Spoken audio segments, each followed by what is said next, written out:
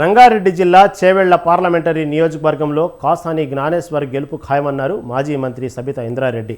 జ్ఞానేశ్వర్కు మద్దతుగా చేవెళ్ల మండలంలో గడప గడపకు ఆమె ప్రచారం నిర్వహించారు. కాంగ్రెస్ పార్టీ చెబుతున్న కల్లబొల్లి మాటల్ని నమ్మవద్దని ఓటర్లకు విజ్ఞప్తి చేశారు. పథకాలు అమలు చేసి ప్రజలను ఓట్లు అడగండి అంటూ కాంగ్రెస్ నేతలకు హితవు పలికారు.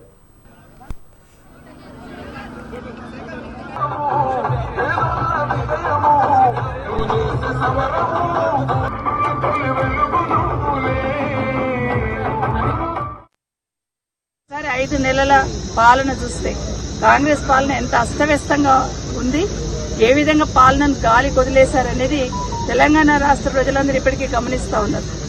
నిజంగా ఈ రాష్ట్రంలో రైతులు చనిపోయినా ఈ ప్రభుత్వానికి లెక్కలేదు, విద్యార్థులు చనిపోయినా ఈ ప్రభుత్వానికి లెక్కలేదు.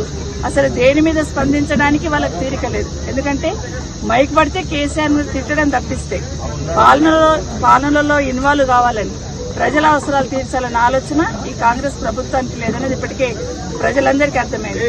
ఇప్పటి వరకు రైతు బంధు లాంటి కార్యక్రమాలు, రైతు బీమా లాంటి కార్యక్రమాలు, కేసీఆర్ కిట్ లాంటి కార్యక్రమాలు ఏ విధంగా వెనుకబడేశారనేది ప్రజలు ఇప్పటికీ ఎక్కడికి వెళ్ళినా చెప్తూ ఉన్నారు.